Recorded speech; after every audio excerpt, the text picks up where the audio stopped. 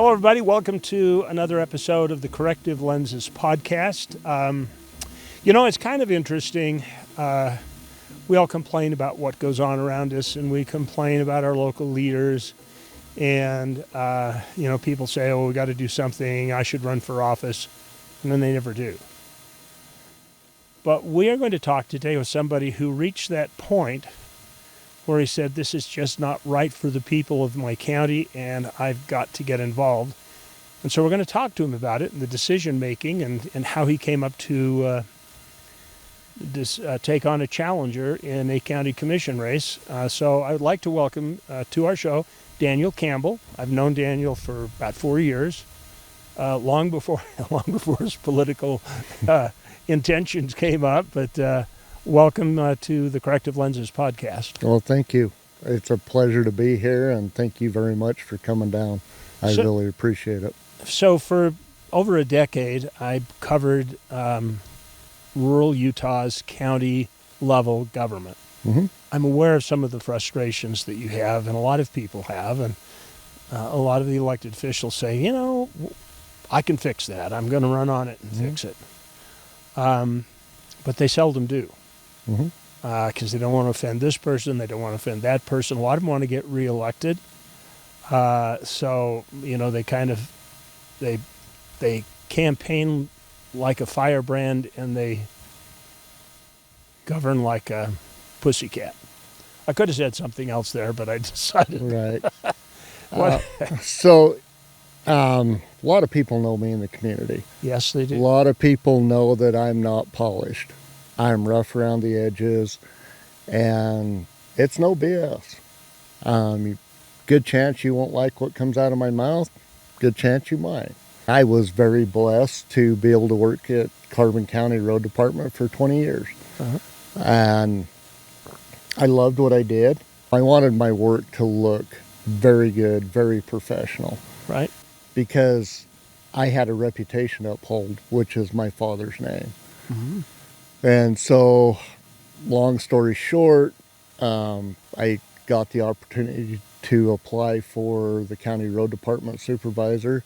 I was fortunate enough to get that position. There was a lot of talk that I didn't know the budget. I didn't know anything, how it was managed, none of that. And it really terrified me. And for a few weeks, I wouldn't even look at the budget. I printed it off, and I was terrified because I'd heard of this. They almost made it sound like a demon. Do you think that was intentional? I don't know. Maybe partially. I don't know what the intentions was. I printed it off, and I had it sitting in my office for, no kidding, like 2 weeks. And I'd go to reach for it, and I thought, probably shouldn't do that. And then finally I picked it up and started going through it, and I realized it's just my checkbook. Yeah. That's what it is. It's got bigger numbers, but it's my checkbook. And so as I went through different line items and everything, I realized it wasn't a demon. It wasn't a demon at all. Yeah. It was very easy to manage. You had X amount of dollars to do what you wanted to do. And so my big point was I went out and I drove all the roads. And I've been in construction my whole life. And I could tell which ones needed fixed. Obviously, I was there for 20 years too. Gave me a little bit of an edge. So I went around and I evaluated my roads. And I knew where I was going to focus my efforts for that year. Back in those days, Carbon County used to get a lot of snow. So you had a snow fight.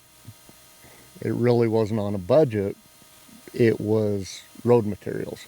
I knew that I had to have a savings for God knows what snow was going to come at me. Right. And so at the end of every year, I would come in with extra money because I was scared. Like Well, some people, Daniel, wouldn't call that scared. They would call it responsible management. Well, And maybe that's what it was, but the last thing I wanted to do was walk up to commission and say, hey, you know what, I'm out of money and EMS can't get to somebody in need. And so I really focused on that. I wanted to make sure the salt shed was full of salt. That might get us through to the next fiscal year. Right. Did Carbon County have to put on extra help or to run people through the winter to be on hand for snow plowing or? Nope. No, and unfortunately, shortly after I took over, within a year and a half, the county become into a substantial budget crunch. We lost a lot of income coming into the county due to the coal mine closures, the oil and gas, the mineral lease money. All of that stuff was starting to fall off. Yeah. And it was falling off drastically. Some cases unforeseen, other cases not planned for. Like, we knew it was coming, but we didn't plan for it accordingly. In the years of the county seat, I kind of witnessed that. You build a big new conference center, which can have an ongoing budget. Uena County did the same thing. They had already done it before Carbon County took the project on to do one of their own. And it's like Uena County was already trying to figure out how you're going to pay for it long term. Sometimes I think that common sense just disappears. Well, the problem I see happening with a lot of government agencies is they don't treat it like a business. It's almost like you have emotion driving what you want to do. And emotion's great. Don't get me wrong, I'm not emotionless, but at the end of the day, it's a business. I can tell you that's true. So no, and in all reality, like, you've got to make those hard decisions, and you're going to have to tell the people, hey, we can't afford a complex, or we can't afford a soccer field or something like that. I get that our kids need a ton to do. We need to have that. We also need to have the jobs here to hold their parents in town and be able to still have kids. Right. And if we don't have that, we've got a problem. And we can't continue our spending as if we have oil, gas, coal, mining, all of these jobs and all of this tax revenue. Do you think, actually, Daniel, that the current commission still thinks that they've got access to more money than they actually have? Currently, after the tax increases and everything, I do see that they have a lot more money than what I had. But they're putting the burden on the taxpayers. And it's came to light for me when I decided to throw my hat in the ring. I went and talked to people at the local care facilities. Right. Ones that, they were retired and everything.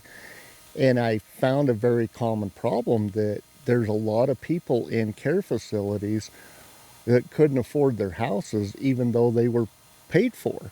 They'd lost their husband, but they couldn't afford the property taxes on top of their medications.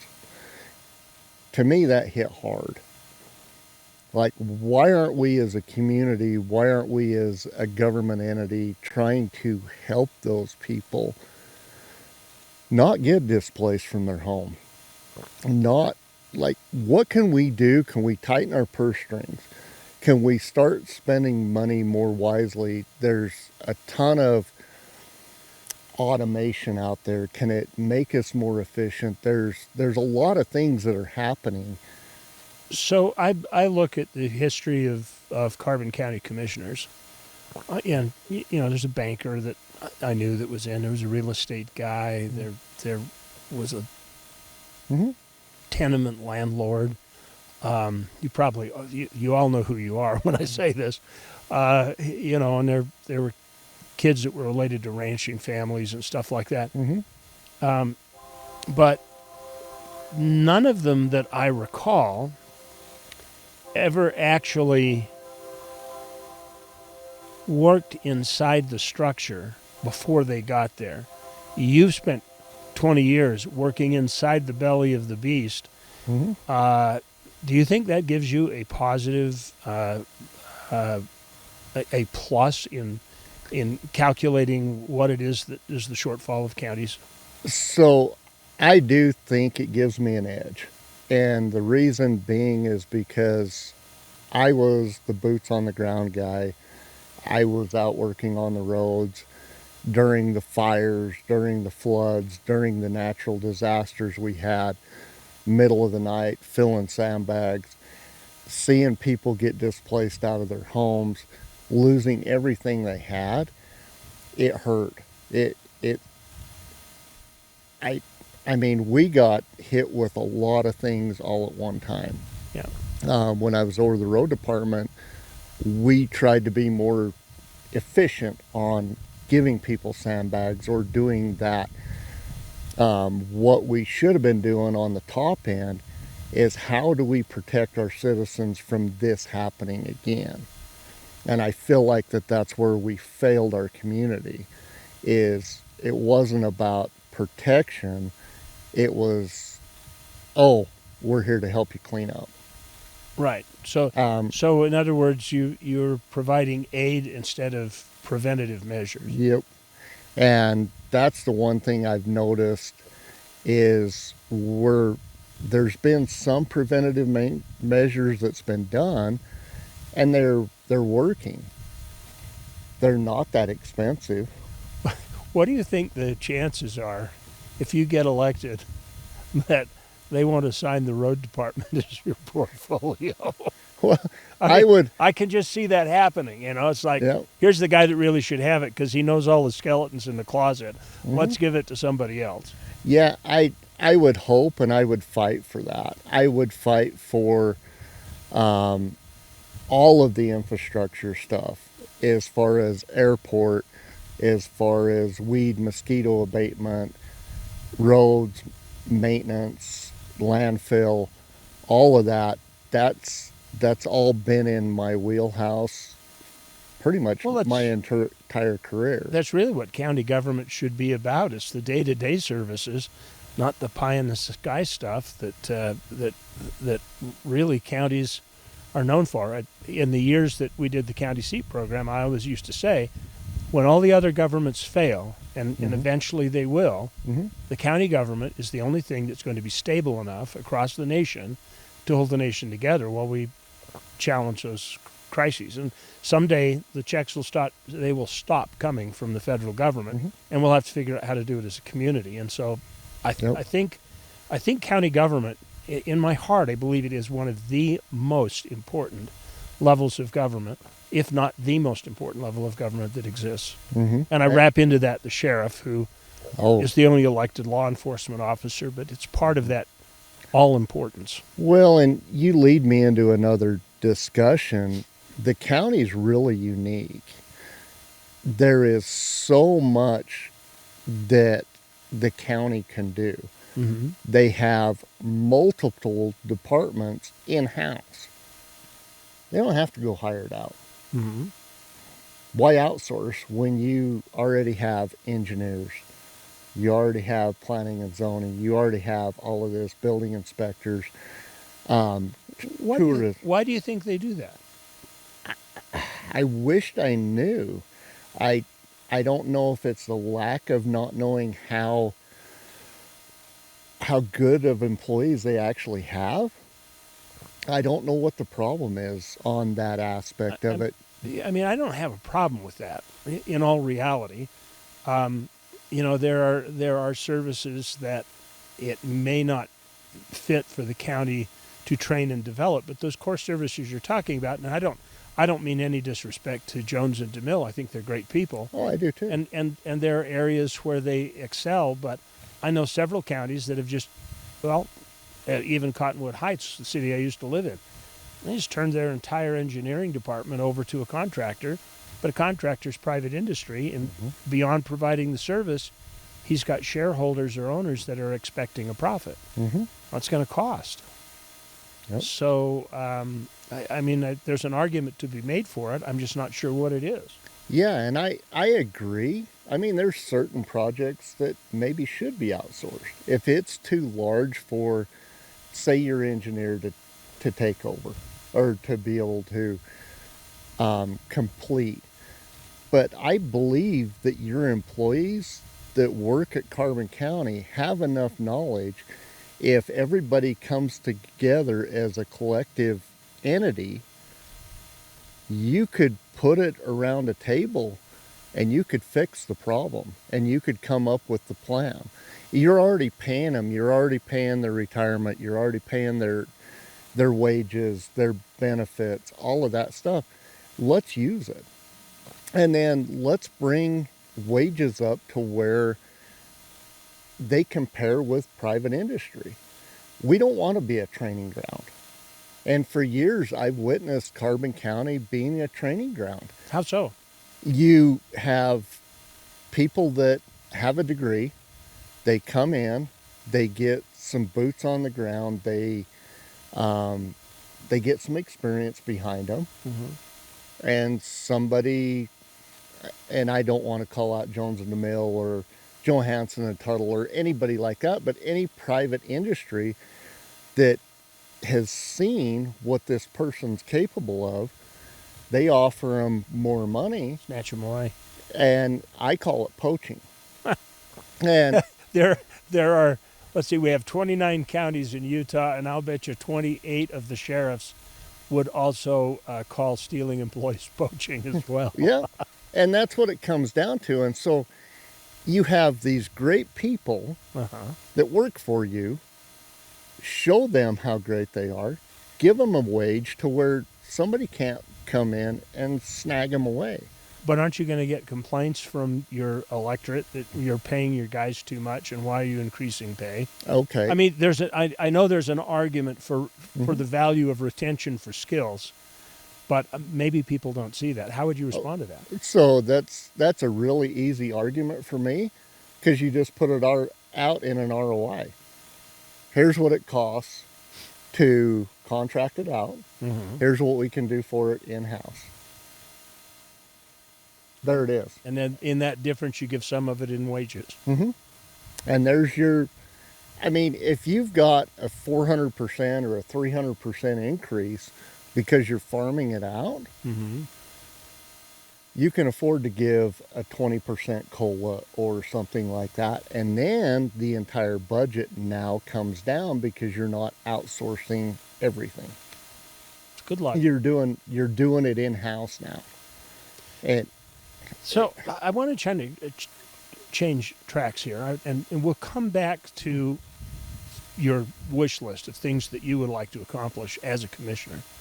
But I would like to take a minute and address what seems to be an apparent rift, and I have seen this all over the state, between the elected, particularly the elected and very top administrative staff, mm-hmm. and people that are at work on a day-to-day basis in the county. There seems to be a little bit of a chasm between the two, and like the top level just doesn't need to learn anything from them. They know better already. What do you think about that? So I agree on that. And here's the problem we see, and it's even in private sector. And if you have a title, you're automatically above the other people that's beneath you. We're not. We all put our boots on the same. We all put our pants on the same. I just take a little longer than the younger guys. Yeah, and I take a little longer because I got longer legs. But anyway, we can argue that point too. But no, in all reality, we're all the same. And the thing that I want to bring back to the people is we work for you guys. And I know it gets said every election cycle. Here's my problem is I want to be on the level with the people. I don't want people to come in and freak out. Come in and talk to me. Let's be reasonable about it. And let's talk about what you're seeing. And I think as a community, if those people feel welcome to come in there, no, they don't have to yell, scream, holler, stomp their feet. People are going to start telling you problems that they're seeing in their neighborhood. The county's a very, very large county. There's a lot of things that a lot of people don't see, but your everyday people see it. There's a road failure here. There's a culvert plugged here. Simple stuff. Why do you think they've gotten out of the habit of trying to bring that stuff up? I mean, back when Andy was in Mayberry, if you lived in Carbon County, I would almost guarantee that if Farmer Jones, I probably shouldn't use that word, if Farmer Johnson had a culvert that plugged up, he'd probably call somebody at the county and tell them about it. But does that happen today? I don't know. I've been disconnected since I went to work in private sector. Yeah. From what I'm seeing when I drive around, because it's a hard habit for me to break. Yeah. I can't help but look at a road. I can't help but look at the integrity of the asphalt, or a culvert that's plugging up, or why did you do this? I could have done better. No, it's not even that. I'm the least arrogant person in the world. I will never say, hey, I can do better than that, but let's try this trick. Yeah. This is what I learned. What I've seen from you, and I've had a chance to see you on machinery, on the ground. Mm-hmm. You know your stuff. I do okay. You do great.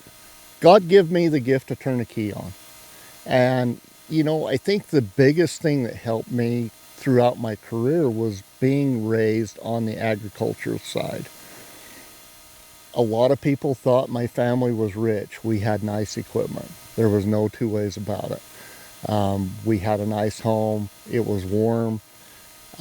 We had vehicles that we could get back and forth to town on. Nobody's seen the struggles. Nobody's seen the banknotes that couldn't be made. Us eating beef for 3 meals a day, and potatoes and some eggs, and Mom trying to make best out of what we had and trying to give us. And at that time, you didn't speak out. Yeah. You didn't say, I don't want to eat that. Well, it's either that or you're going to bed hungry. And I think that leads into your original question on that. Why do you think we've changed from Andy and Mayberry to now? Is society's changed. Mm-hmm. They really have. And it's not been for the better. There's some sense of entitlement. Mm-hmm. And there's some sense of, well, you have that. I want that position. You got to work for it. I started at the bottom. I started at 7 years old running a tractor. I started at 8 years old running a dozer for my dad. Yeah, I was very fortunate to be able to do those kind of things. But when my friends were riding their bikes to the park, playing baseball, got to sign up for sports teams and all of that, that wasn't even on the playing field for us. It was a family-run farm. Christmas Day, you went and fed cows. That's what we did. And so when I came into the workforce, and I started in the workforce very young, I graduated high school. There's been a lot of stuff say that I'm uneducated. That's really fine. I don't have a paper degree. It wasn't for me. Yeah, but and Mike Rowe would back me up on this if he were sitting here conducting this interview. He would say that all education isn't on paper. And I know an agricultural researcher who's like in his 80s now. His name's Alan Savory, and he would say your college PhD degrees are worthless because they don't have any field experience, and that field experience is the best teacher. Mm-hmm. You've got a dozer load of practical experience, and that kind of leads me to this last question before we go back to the issues.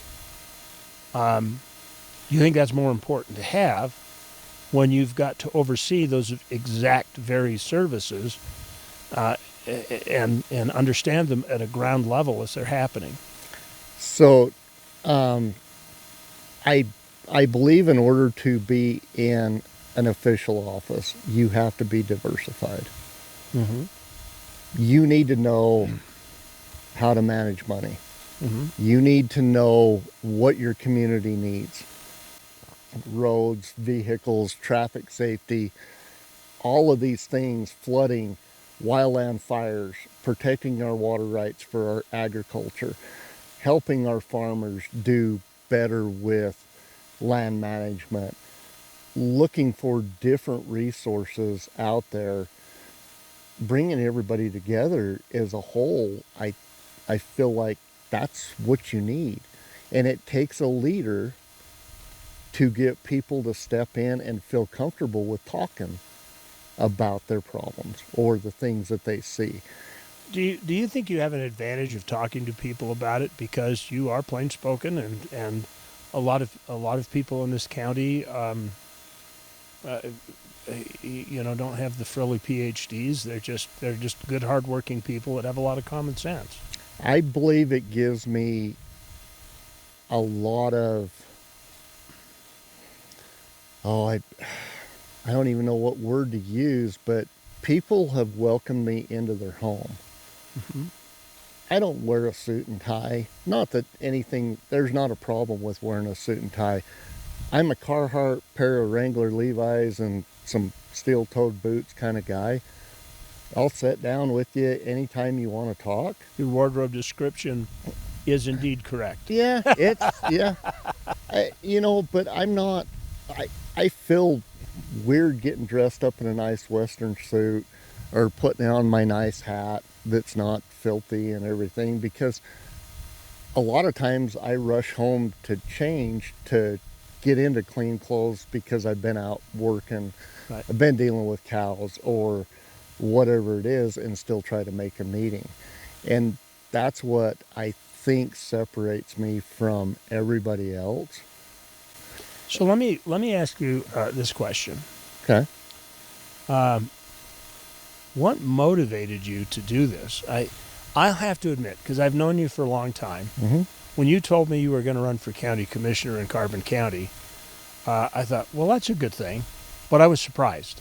I don't know what the trigger was, because that came out of left field for me. I thought you'd go pick a fight and punch somebody in the nose about managing the roads or the water or eminent domain. I did not expect that you would actually jump in the fray and run. Yeah, so I figured that it wasn't going to do me any good to lay in bed at night mad. I'm not one to totally freak out like I used to. I've had a very good mentor on private sector that I've worked for that has helped me overcome a lot of my shortfalls with my temper and that. But it still didn't keep me from getting upset at night. And I'd lay in bed and I'm like, why are we doing this? Why are we doing that? And at the end of the day, I realized it was my fault. And the reason it was my fault was I wasn't stepping up to try to help fix some of these problems that I seen.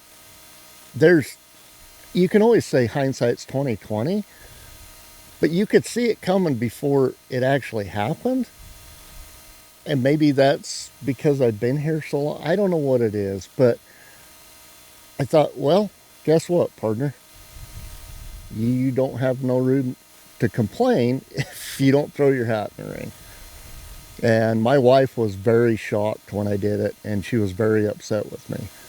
And okay, I will share the shocks part. I was pretty surprised. I wasn't upset at you, though. I thought that was pretty cool. Yeah, and my mom was like, good for you. I'm happy. I'm proud of you. And that meant the world and all to me. We would be remiss in this conversation, Daniel, if we did not talk about what your goals are and what you think needs to happen or needs to change in Carbon County. The thing that I want to see happen is I want to sit down with all of our department heads and have a totally open discussion. Where can we trim? What can we trim? Or can we trim anything at all? How can we tighten up? Because our community's tightening up. Everybody's tightening their purse strings and I mean, the cost of food, all of this, property taxes, stuff that the county cannot control, fuel prices, all of this stuff, all your commodities. But what can we do as a county entity to tighten up and to show the taxpayers, hey, look, we're as lean as we can possibly get without cutting services? Are there sacred cows that you think exist that shouldn't be sacred within the county?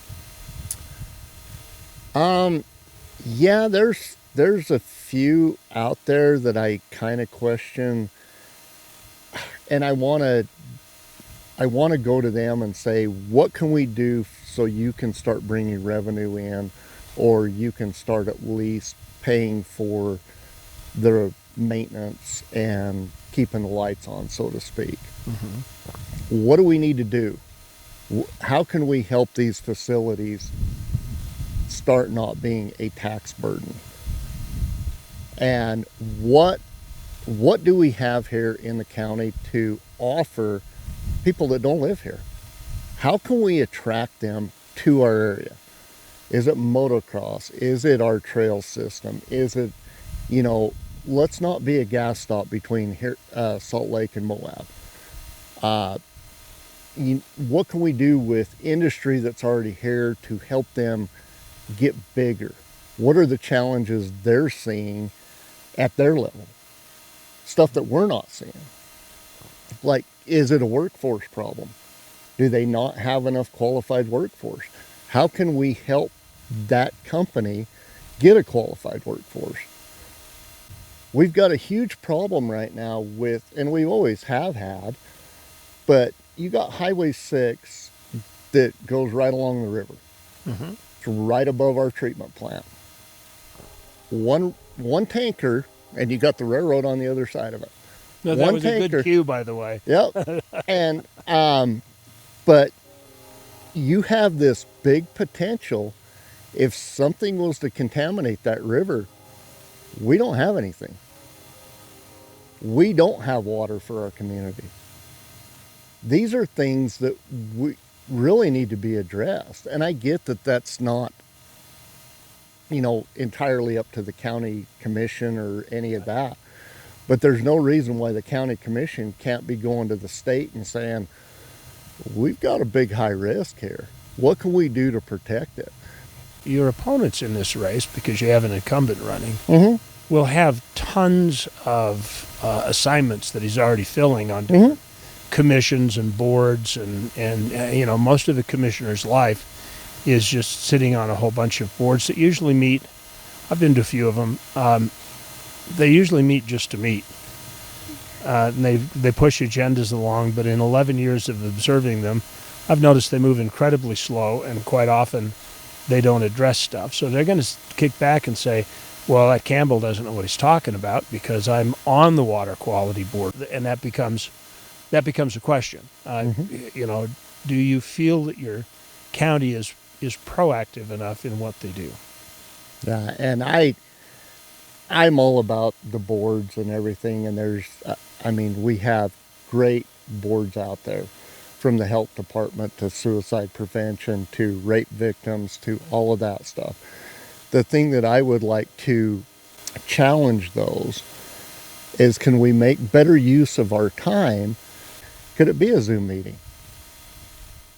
Zoom meetings are very, very efficient. True. They really are. You don't have the travel expense. So now your travel budget gets cut down for, we're not paying mileage on commissioners going wherever, if the meeting is able to do that. Yeah, there are a couple. The Utah Association of Counties for commissioner will probably have 3 or 4 conferences a year. Mm-hmm. They're probably better to be in person, not so much for the sessions, but for the informal interchange that goes on between.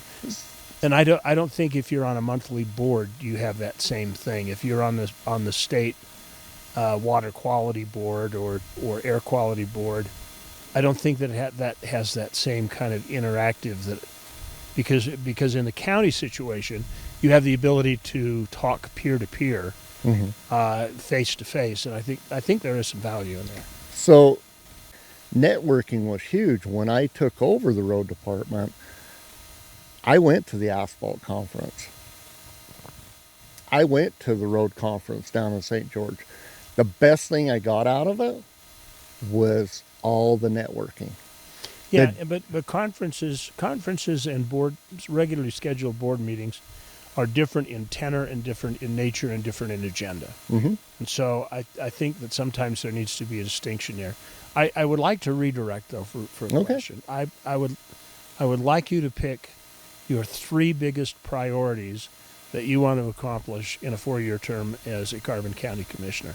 What do you see needs attention badly? Boy, I only get 4.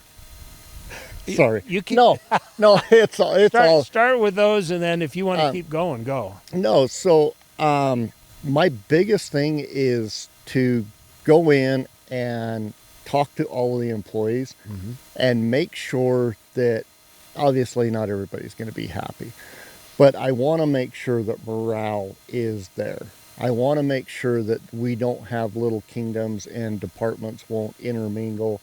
They won't not talk to them. They're going to reach out to outsource it. If we have the resource, use it in-house. Okay. So I want to find out if there is lines there, how we're going to erase them. Like, that's big to me, because morale is what puts product on the ground. I agree. And that is what gives the public the warm, fuzzy feeling to come in. If you have happy employees that's across the desk when you come in to talk about your taxes, and they're like, how can we help you? Not disgruntled, that person's probably going to take a different approach with you. So I think it starts there. Okay. And I want to be that person that goes and talks to the sheriff department. What are your guys' needs? Like, is your budget too tight and you guys are lacking equipment? Road department, same way. Are you guys lacking? Is stuff failing because it's old? Same way at the courthouse. What problems are you guys seeing? Are we having maintenance issues with the structure itself? Are we not taking care of our infrastructure in-house because we don't have the money? Or is it the lack of, we don't have the people to do it? Or maybe it's both. Right. So that's where I want to go into first and foremost. What's second? Secondly is I want to sit down and find out what we can do to help our citizens with the tax burden they have. What can we do? Do we go see the state and try to get our assessed values lowered? We're rural. We got homes here that are going for $800,000-$900,000. And so your appraised value is based off of that. Even though the market isn't as strong as it is up north, we're still on that same appraised value. There's a big difference between up north and Carbon County. Oh, yeah. Yeah. There's a huge difference. So I would really like to see that, and I would like to see us reach out. So this is my third thing, reach out and find out what Carbon County can offer to other businesses. What can we do to diversify? You mean, like, what can the county do to be a catalyst to bring new businesses? Correct. Okay.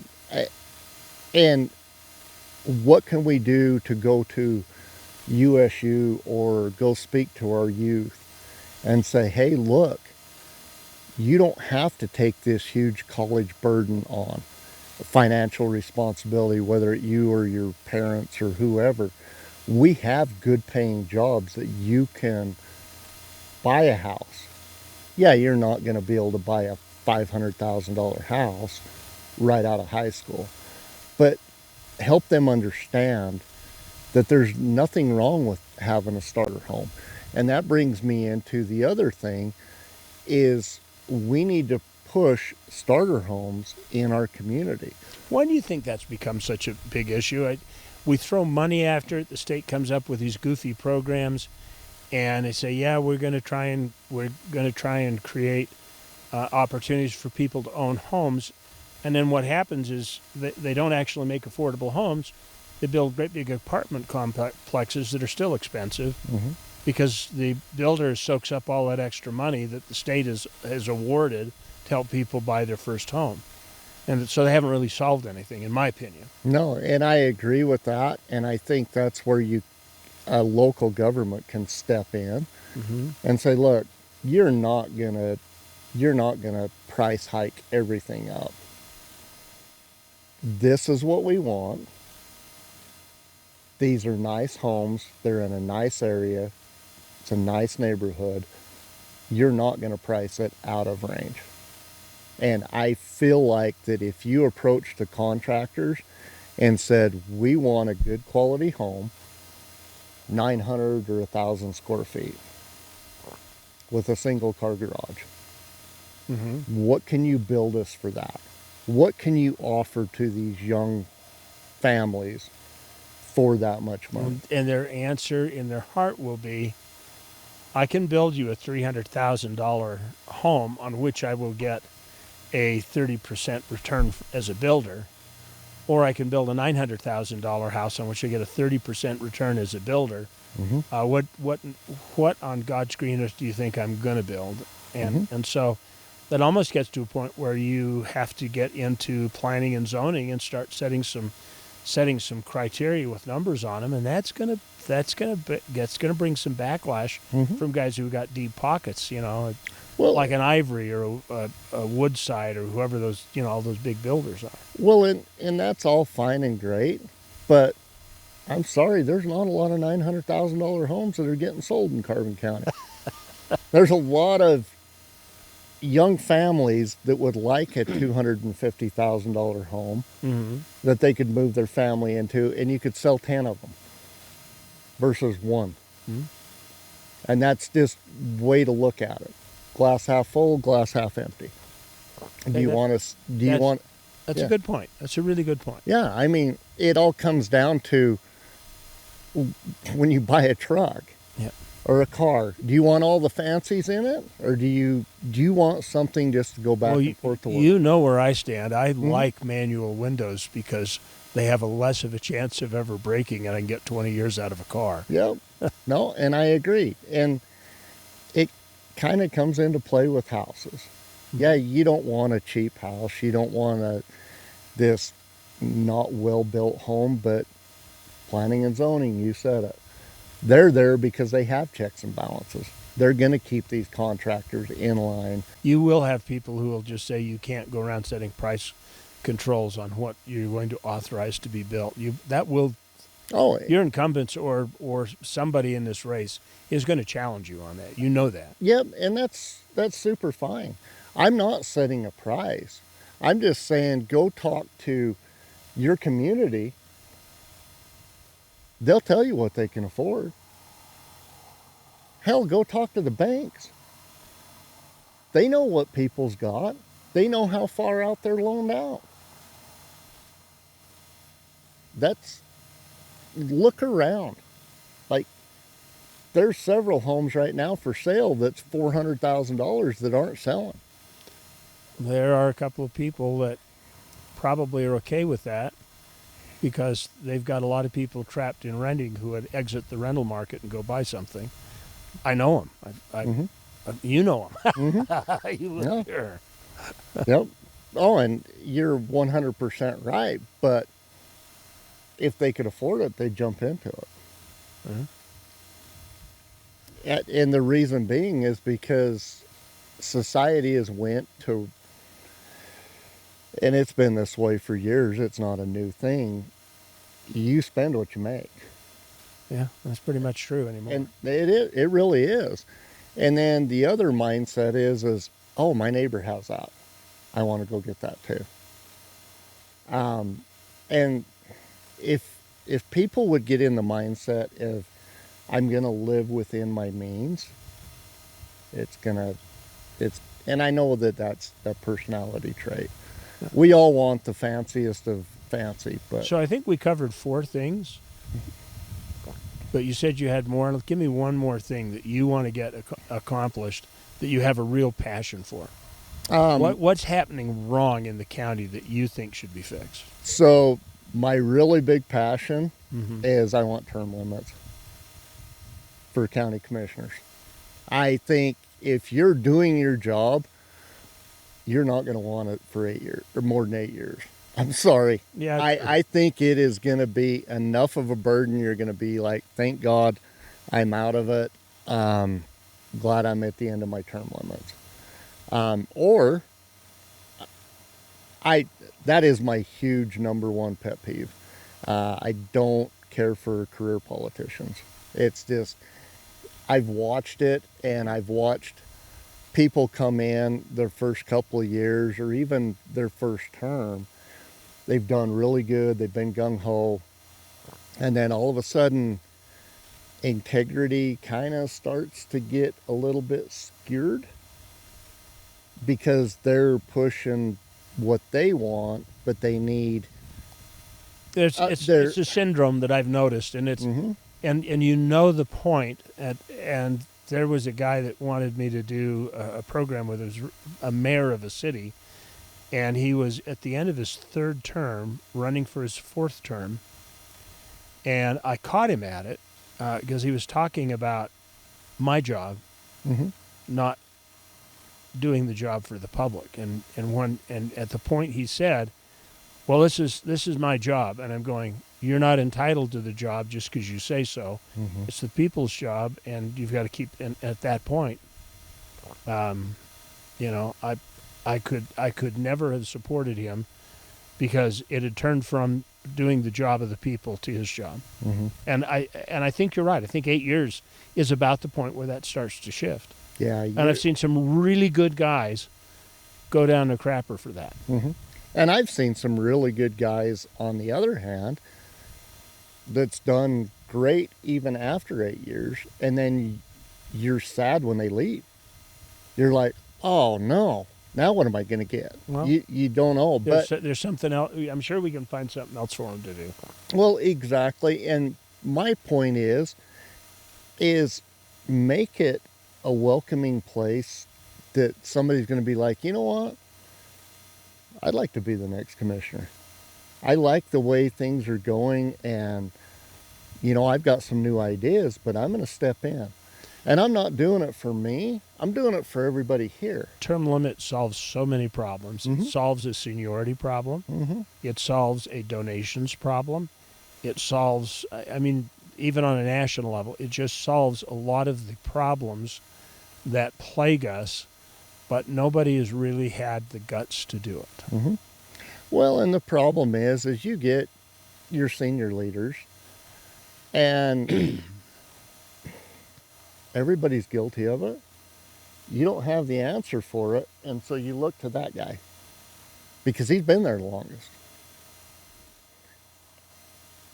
He might not have the right answer, but you're going to go with it because you're too scared to say, I don't have the answer for it. I'm going to dig into it. I'll figure it out. Kind of like the budget at the road department. Yeah. It's things like that. I think people will have more respect out of you if you say, man, that's a good one. I don't have the answer for it. But the other thing is, you can't come across as being arrogant or domineering or any of that. And I don't believe because you have the name commissioner puts you above anybody. So I'm going to ask you a hot button question. All right. You don't have to answer it. And I can remove the question if I need to. What are your thoughts about how the county is practicing eminent domain? That one's a good one because it actually hit my family pretty hard. And it's a very predominant company that's wanting to come in. Two things that I didn't care for that happened. The county, for some reason, decided to get in the real estate game. And I don't know the answer to that.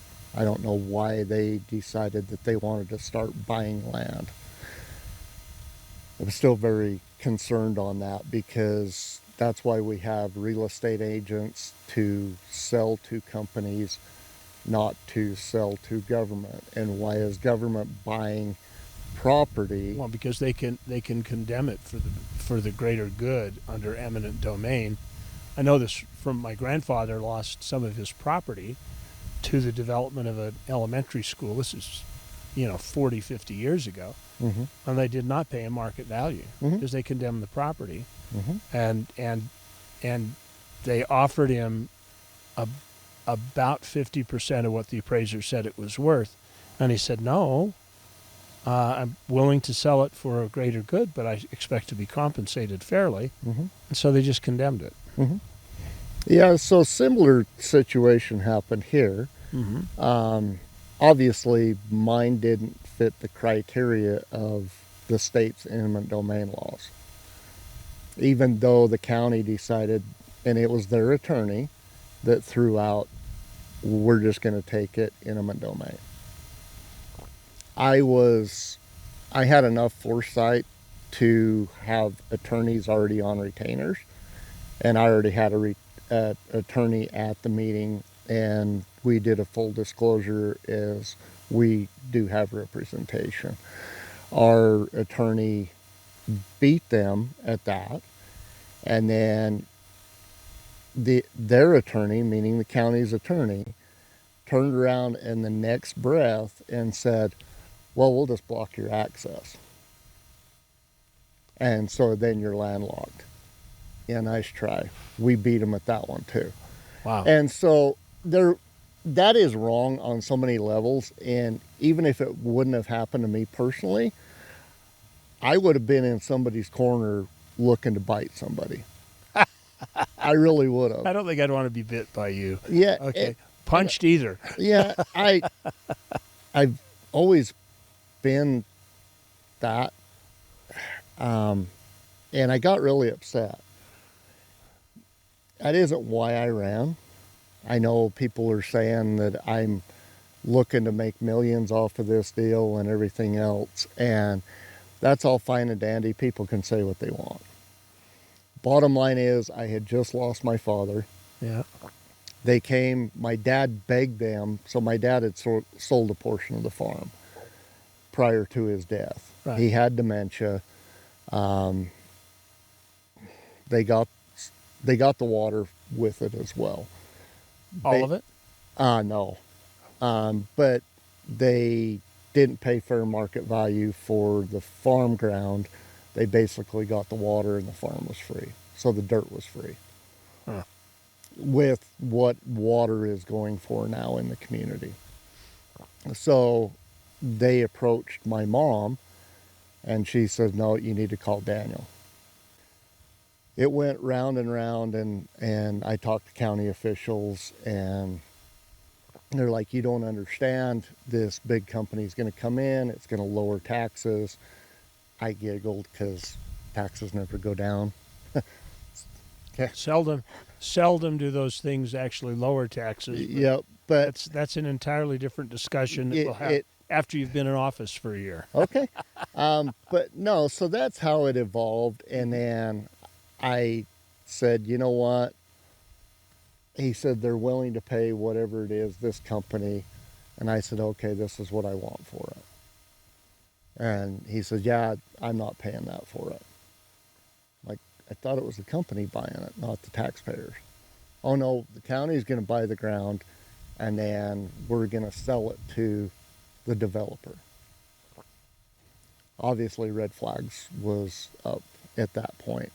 Yeah. So we had a broker come in. They valued the land. We went back and forth. We determined a price. The county then decided they were going to bow out and said, you just deal with the company that wants to come in. And I said, that's what I originally wanted to do. I didn't want a middleman. Right. And so we're still in that process, but it is what it is. But I look around our community and there's a lot of agriculture, there's a lot of water. And if I would have rolled over and played dead, it would have set a precedent. You've lost some of it. And I think agriculture is just hugely important. And people that live in the metropolitan areas of this state, and I have to say that differently because, St. George is now a metropolitan area. Mm-hmm. It's not a rural area, but they don't understand, or the people that live there don't understand our dependence still on agriculture and the value of local agriculture. Yep. But when the trucks stop rolling and we have to live on stuff that is grown nearby, that day, sadly, people will start to understand. Yep. And my big thing out of it is I didn't want it to become a precedent. Yep. I didn't want to see it happen to somebody else. Like, I'll take the hit on that one. And it made me even stronger than what I was going into. Well, Daniel, this has been a very good discussion. Well, thank you. I wish you luck on your campaign, and I hope people actually take a point to come watch this particular podcast and share it, because even if you don't live in Carbon County but you're in rural Utah, this is the kind of thinking and the kind of discussion that you need to kind of absorb, so that you're prepared to ask the right questions when somebody comes into your community and wants to lead you at a local county level.